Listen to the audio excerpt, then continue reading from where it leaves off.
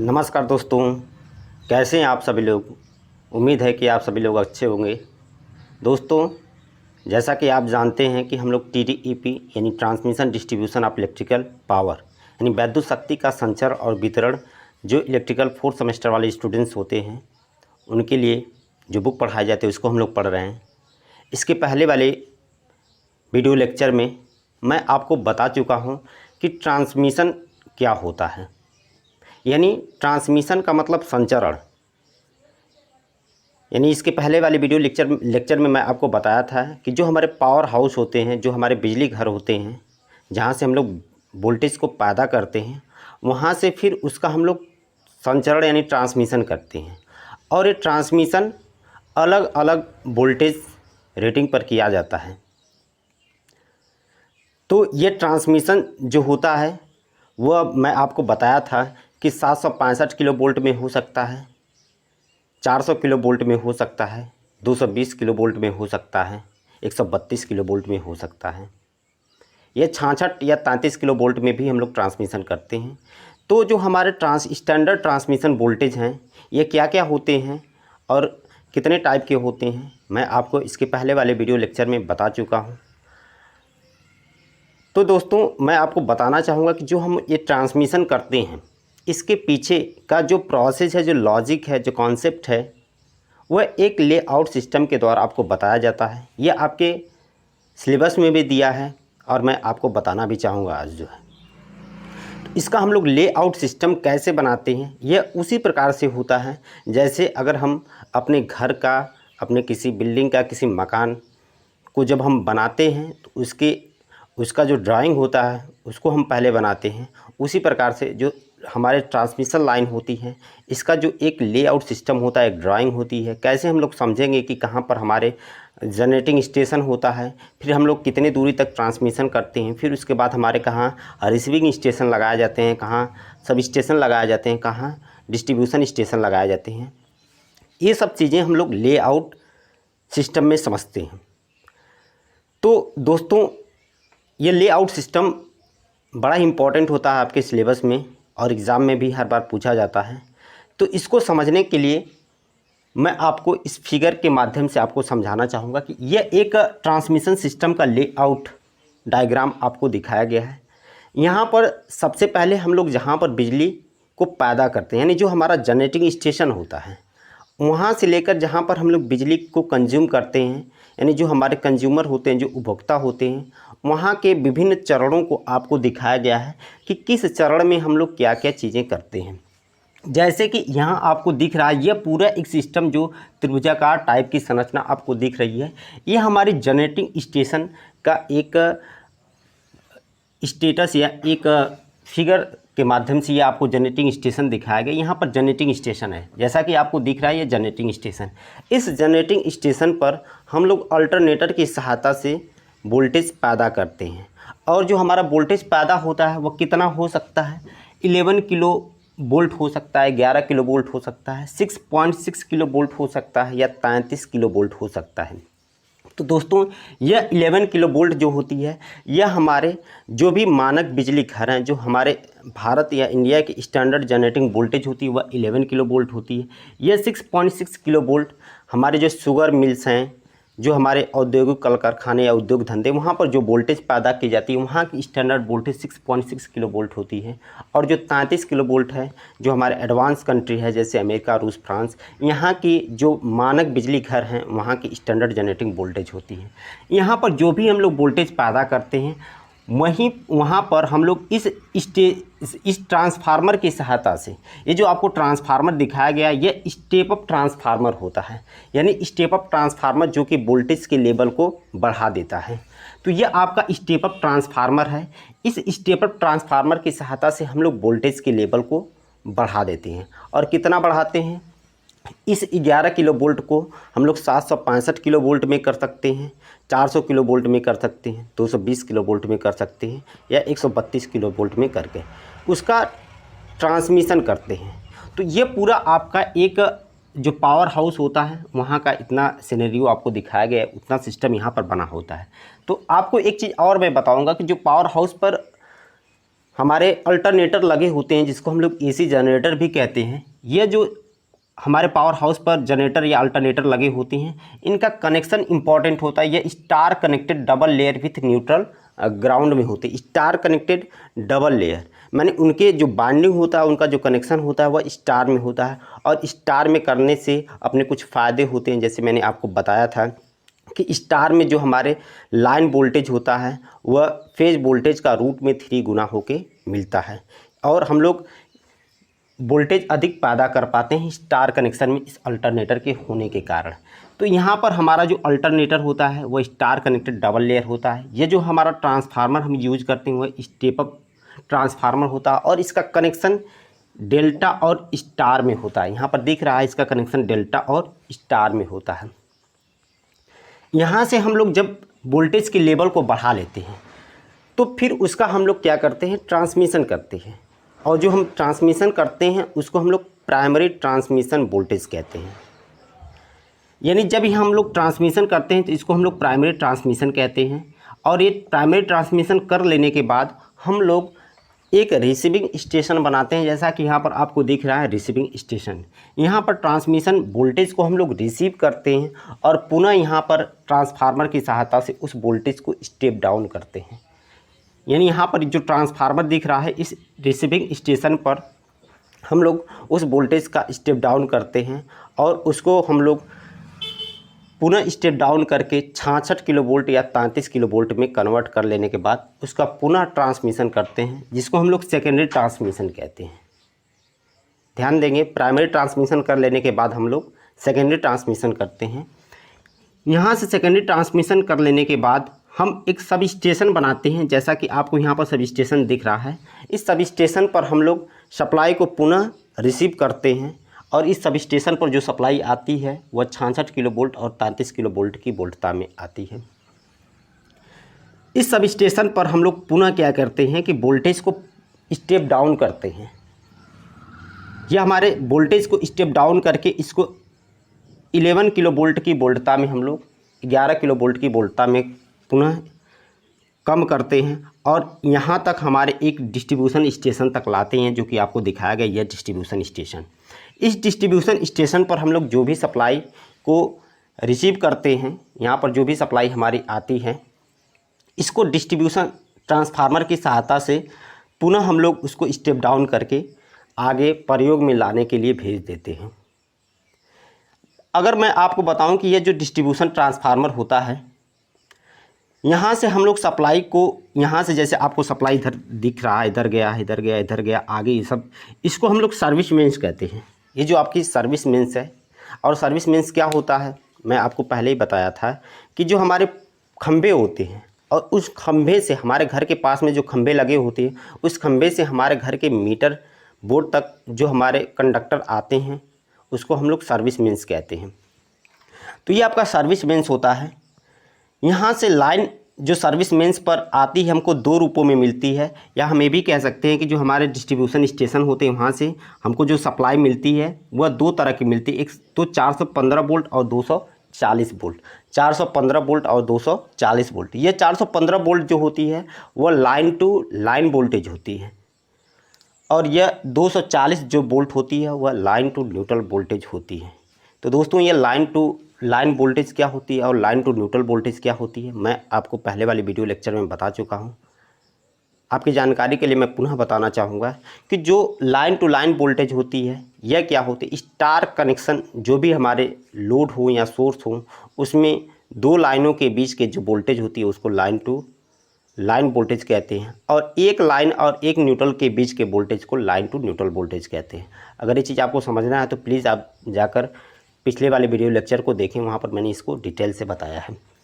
तो यहाँ से हमको 2 तरह की सप्लाई मिलती है, और पुनः हम लोग इसी सप्लाई को यूज़ करते हैं। 415 वोल्ट हम कमर्शियल यूज़ के पर्पज़ में लाते हैं। जैसे हमको 3 फेज मोटर चलाना है, कोई वर्कशॉप में सप्लाई को लाना है, वहाँ पर हमारा 3 फेज मोटर वहाँ पर हम लोग 415 वोल्ट की सप्लाई का यूज़ करते हैं, और 240 वोल्ट की सप्लाई को हम लोग डोमेस्टिक यूज में लाते हैं।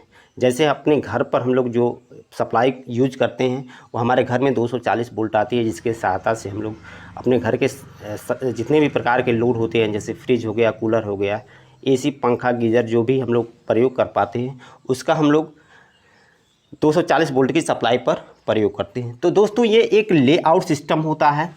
यहाँ से हम लोग ट्रांसमिशन जब कर लेते हैं तो उसका डिस्ट्रीब्यूशन करते हैं और यह अलग अलग चरणों में होता है जैसा कि आपको दिखाया गया है। तो आपकी जानकारी के लिए मैं बताऊंगा कि जो ये हमारे जनरेटिंग स्टेशन होते हैं, यहाँ से जब हम वोल्टेज को ट्रांसमिट करते हैं तो यह अलग अलग दूरियों के लिए होता है, अलग अलग दूरियों के लिए होता है। जैसे अगर मैं बताऊं कि जो ट्रांसमिशन लाइन होती है, यह आपको यहाँ पर दिख रहा है। ट्रांसमिशन लाइन का जो हम लोग क्लासिफिकेशन करते हैं वह हमारे तीन तरीके से होती है। एक हमारे शॉर्ट ट्रांसमिशन लाइन होती है, एक मीडियम ट्रांसमिशन लाइन होती है, एक लॉन्ग ट्रांसमिशन लाइन होती है। तो हमारी जो जनरेटिंग स्टेशन से 80 किलोमीटर तक की दूरी के लिए हम लोग जब ट्रांसमिशन करते हैं तो हमारे शॉर्ट ट्रांसमिशन लाइन होती है, और 80 से 160 किलोमीटर की दूरी के लिए हम लोग जो ट्रांसमिशन करते हैं वो हमारी मीडियम ट्रांसमिशन लाइन होती है। और अगर 160 किलोमीटर से एबव अगर हम लोग लाइन का या वोल्टेज का ट्रांसमिशन करें तो हमारे लॉन्ग ट्रांसमिशन लाइन होती है। तो दोस्तों ये जो हमारे शॉर्ट, मीडियम या लॉन्ग ट्रांसमिशन लाइन होती हैं, इसके लिए वोल्टेज भी निर्धारित किया गया है कि हम लोग कितने वोल्टेज के लिए शॉर्ट ट्रांसमिशन लाइन पर वोल्टेज को ट्रांसमिट कर सकते हैं, कितने वोल्टेज के लिए मीडियम ट्रांसमिशन लाइन पर वोल्टेज का ट्रांसमिशन कर सकते हैं, और कितने वोल्ट पर हम लोग लॉन्ग ट्रांसमिशन लाइन पर वोल्टेज को ट्रांसमिट कर सकते हैं। तो जैसा कि आपको यहाँ पर दिख रहा होगा, जो हमारे शॉर्ट ट्रांसमिशन लाइन होती है वह 20 किलो वोल्टता के लिए ट्रांसमिशन किया जाता है, जो कि 80 किलोमीटर दूरी के लिए होता है। वहीं पर हमारे जो मीडियम ट्रांसमिशन लाइन होती है वह 80 किलोमीटर से 160 किलोमीटर तक के लिए ट्रांसमिशन किया जाता है, और 100 किलो वोल्टता के लिए हम लोग इसका प्रयोग करते हैं।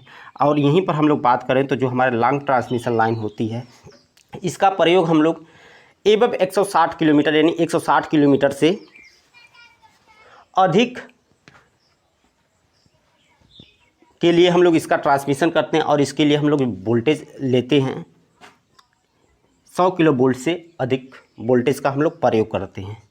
तो आप जानते होंगे कि जो भी हम ट्रांसमिशन सिस्टम बनाते हैं, डिस्ट्रीब्यूशन सिस्टम बनाते हैं, या अपने घर पर जो सप्लाई लेकर आते हैं उसके लिए सुरक्षा का भी व्यवस्था करते हैं। तो हम लोग ट्रांसमिशन लाइन की सुरक्षा के लिए रिएक्टेंस रिले का प्रयोग करते हैं, ध्यान देंगे। वहीं पर मीडियम ट्रांसमिशन लाइन की सुरक्षा के लिए इम्पीडेंस रिले का प्रयोग करते हैं, और लॉन्ग ट्रांसमिशन लाइन की सुरक्षा के लिए महो रिले का प्रयोग करते हैं। ये भी सारी चीज़ें इंपॉर्टेंट होती है एक ट्रांसमिशन सिस्टम से, जो कि मैंने बताया। तो दोस्तों उम्मीद करता हूँ कि ये आपको समझ में आया होगा। आइए इसके बाद हम लोग देखते हैं कि ये जो हम लोग ट्रांसमिशन करते हैं हाई वोल्टेज पर, जो हम लोग हाई वोल्टेज पर ट्रांसमिशन करते हैं उसके फ़ायदे क्या होते हैं। हम लोग इस जो हमारे जनरेटिंग स्टेशन होते हैं यहाँ से जो भी वोल्टेज पैदा करते हैं उसको हाई वोल्टेज में कन्वर्ट करते हैं, फिर उसका हम लोग ट्रांसमिशन करते हैं। तो हाई वोल्टेज ट्रांसमिशन के फ़ायदे क्या होते हैं, आइए हम लोग इसको देखते हैं। आइए दोस्तों अब देखते हैं advantage of high voltage transmission, यानी हाई वोल्टेज ट्रांसमिशन के फ़ायदे क्या होते हैं, हम लोग हाई वोल्टेज पर ट्रांसमिशन क्यों करते हैं।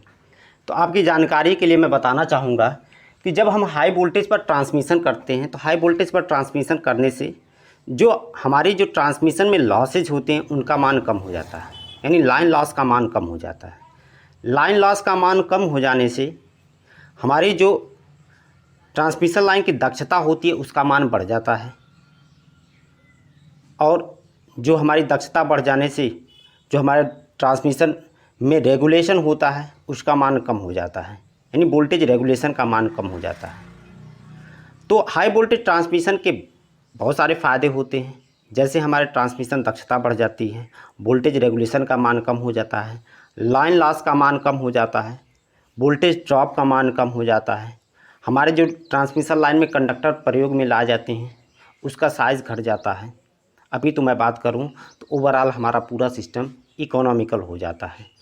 तो हाई वोल्टेज पर हम लोग ट्रांसमिशन करते हैं तो जो लाइन लॉस होता है वह हमारे पावर के रूप में होता है, हमारे जो पावर का कंज्यूम होता है उस रूप में होता है। तो इसलिए जो हमारे ट्रांसमिशन लाइन या हम लोग एसी सिस्टम में जो हम लोग सिंगल फेज़ की पावर लिखते हैं वह P बराबर आपका होता है VI cos फाई। यह आपकी सिंगल फेज में AC की पावर होती है। अगर यही पावर हम लोग 3 फेज के लिए लिखें, अगर हम लोग पावर 3 फेज के लिए लिखें तो यह P बराबर आपका हो जाएगा यह 3 VPH IPH cos फाई। यह पावर जो आपको लिखी गई है यह फेज वोल्टेज और फेज करंट के बीच में लिखी गई है। ध्यान देंगे, ये जो पावर आपको लिखी गई है ये फेज वोल्टेज और फेज करंट के बीच में लिखी गई है।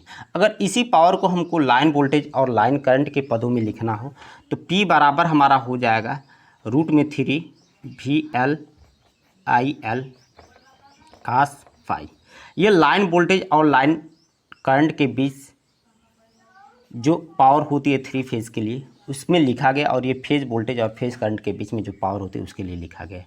तो यहाँ से आप कुछ बातों का ध्यान देंगे कि जब हम लोग ट्रांसमिशन लाइन में पावर को ट्रांसमिट करते हैं तो जो हमारी इनपुट पावर होती है, जितना हम लोग पावर भेजते हैं रिसीविंग पर उससे कम मिलता है। यह कम क्यों मिलता है कि जो हमारे ट्रांसमिशन लाइन में जो भी कंडक्टर हम लोग प्रयोग में लाते हैं उसमें लाइन लॉस ऊष्मा के रूप में होता है। तो ये ट्रांसमिशन लाइन में जो पावर लॉस होता है उसको हम लोग W से डिनोट कर रहे हैं, और ये W को हम लोग क्या कर रहे हैं कि यह आपके क्या है, लाइन लॉस है। और ये लाइन लॉस किस रूप में होती है, हीट के रूप में होता है, ऊष्मा के रूप में आपकी लाइन लॉस होती है। अगर हम लोग VL की बात करें तो यह क्या होता है, हमारा लाइन वोल्टेज होता है, लाइन वोल्टेज होता है। अगर हम लोग IL की बात करें तो यह क्या होती है, आपकी लाइन करंट होती है। अगर हम लोग यहाँ पर P की बात करें तो यह ट्रांसमिशन पावर होती है आपकी। यहाँ से फाई की बात करें तो ये क्या होता है,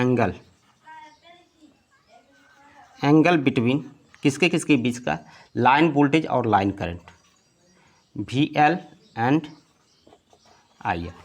यह VL और IL के बीच का क्या होता है, एंगल होता है, कोण होता है। तो इतनी चीज़ें आपको यहाँ से डाटा मिला है। और ये जो पावर होती है आप जानते हैं कि इस पावर को हम लोग वाट में लिखते हैं। ये भी पावर वाट में होती है और ये भी पावर वाट में होती है। दोस्तों, यह जो आपकी लाइन लॉस है जिसको हम लोग W से दिखा रहे हैं, अगर हम लोग 3 फेज सिस्टम की बात करें तो 3 फेज में जो लाइन लॉस होगा वह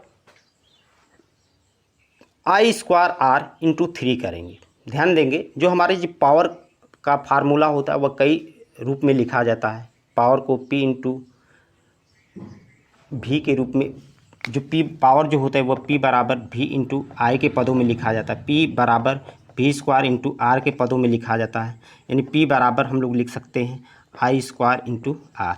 यह कई पदों में हम लोग पावर को लिख सकते हैं। तो यहाँ से जो पावर होगा यह पावर लॉस के रूप में हम लोग प्रयोग कर रहे हैं। तो ये W बराबर हम लोग लिखेंगे I² × R।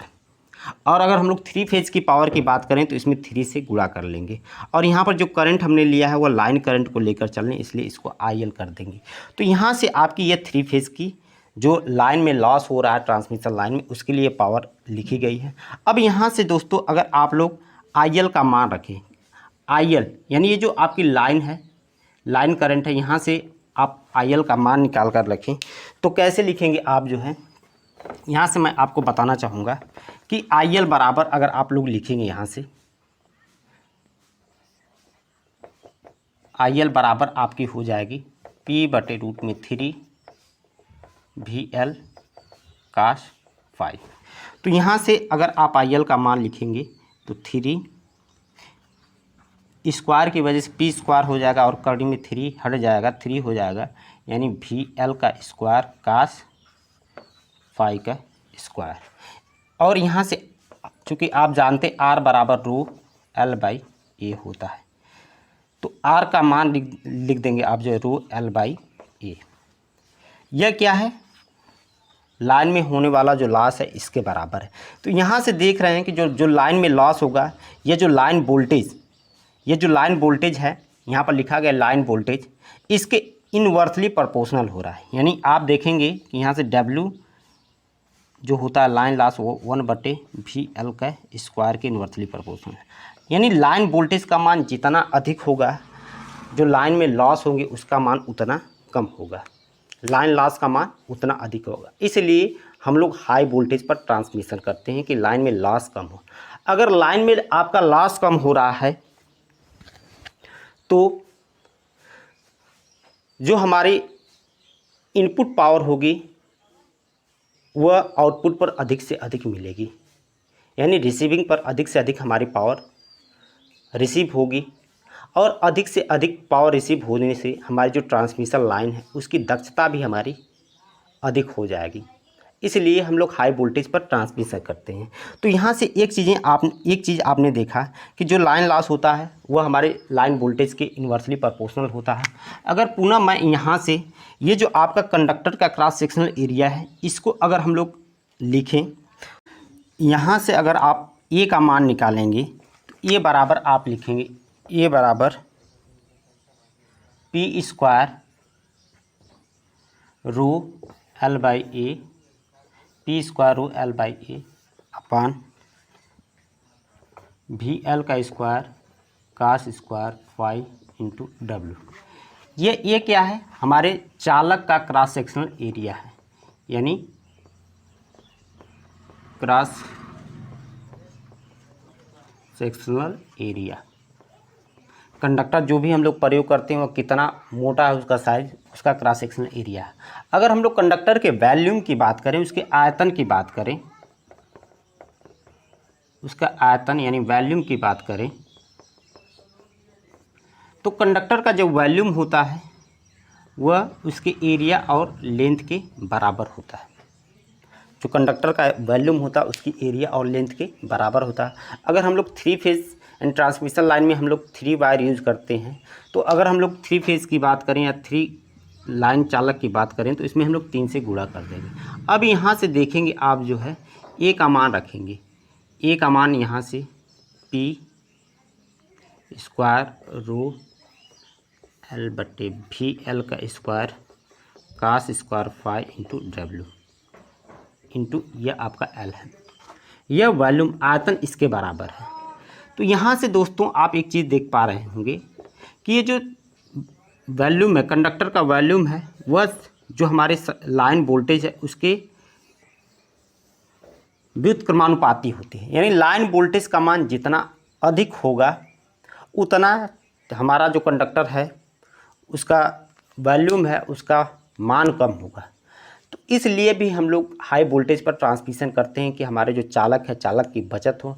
अगर हमारा चालक का आयतन अगर कम रहे, अगर हम लोग पतला चालक तार यूज करें तो ओवरऑल हमारे जो ट्रांसमिशन सिस्टम बनाते हैं उसमें जो टावर लगाते हैं, जो पोल खंबे स्थापित करते हैं, जो इंसुलेटर लगाते हैं, इन सभी की कीमत कम हो जाती है। इसलिए हाई वोल्टेज पर ट्रांसमिशन करते हैं। तो हाई वोल्टेज पर ट्रांसमिशन के क्या क्या फ़ायदे होते हैं, मैं आपको कुछ बातें यहाँ पर लिखना चाहूँगा। कि सबसे पहली बात कि हमारी लाइन हाई वोल्टेज पर ट्रांसमिशन करने के कारण हमारे जो लाइन वोल्टेज है इसके कारण लाइन करंट का मान कम हो जाता है। यानी करंट का मान आपका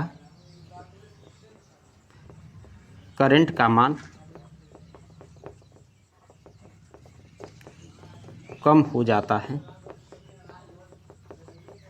दूसरा, अगर करंट का मान कम हो जाने से जो हमारे वोल्टेज ड्रॉप होता है, वोल्टेज ड्रॉप का मान कम हो जाता है। अगर हम लोग नेक्स्ट बात करें तो हमारे वोल्टेज ड्रॉप का मान कम हो जाने से रेगुलेशन अच्छा हो जाता है। अगर हम लोग नेक्स्ट बात करें, इफ़िशियंसी अधिक हो जाती है, दक्षता हमारी बढ़ जाती है, अधिक हो जाती है। अगर हम लोग नेक्स्ट बात करें, पावर लॉस कम हो जाता है,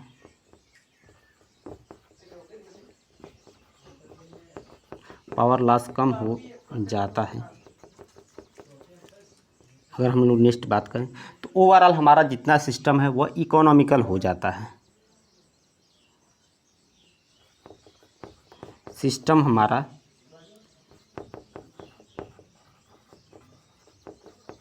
इकोनॉमिकल मतलब मितव्ययी, सस्ता हो जाता है, इकोनॉमिकल हो जाता है।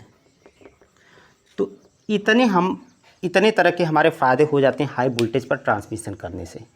इसलिए हम लोग हाई वोल्टेज पर ट्रांसमिशन करते हैं। लेकिन तो मैं आपकी जानकारी के लिए बताना चाहूँगा कि हाई वोल्टेज पर ट्रांसमिशन करना भी एक लिमिटेशन होती है। ऐसा नहीं कि वोल्टेज का मान हम मनमाने ढंग से बहुत अधिक कर दें। वोल्टेज का मान एक निश्चित मानक के हिसाब से बढ़ाया जाता है, जो कि स्टैंडर्ड होता है। आप मनमाने ढंग से अगर वोल्टेज के मान को बहुत ज़्यादा बढ़ा दें या एक इच्छित वोल्टेज पर आप वोल्टेज का ट्रांसमिशन नहीं करेंगे, तो जो भी हमारे ट्रांसमिशन में जो सहायक युक्तियाँ होती हैं, जो हमारे इंसुलेटर होते हैं, जो हमारे सर्किट ब्रेकर होते हैं, रिले होते हैं, एक निश्चित वोल्टता के लिए डिज़ाइन करते हैं। और अधिक वोल्टेज पर ट्रांसमिशन करने से फिर इनकी कास्ट बढ़ जाती है और हमारी ओवरऑल लागत अधिक होने लगती है। इसलिए जब भी हम लोग ट्रांसमिशन करते हैं तो एक निश्चित वोल्टेज पर करते हैं, और जिसके कारण जो भी सहायक युक्तियाँ होती हैं उनका हम लोग प्रयोग कर पाते हैं। तो उम्मीद है कि हाई वोल्टेज ट्रांसमिशन हम लोग क्यों करते हैं, इसके फ़ायदे क्या क्या होते हैं, जैसा कि मैंने आपको यहाँ पर बता दिया कि करंट का हाई वोल्टेज ट्रांसमिशन करने से करंट का मान कम हो जाता है, लाइन में वोल्टेज ड्रॉप का मान कम हो जाता है, रेगुलेशन अच्छा हो जाता है, इफिशियंसी अधिक हो जाती है, पावर लॉस कम हो जाता है, और ओवरऑल अगर हम लोग बात करें तो हमारा सिस्टम इकोनॉमिकल हो जाता है। उम्मीद है कि वीडियो लेक्चर आपको समझ में आया होगा। मिलेंगे अब नेक्स्ट वीडियो लेक्चर में। थैंक यू, धन्यवाद।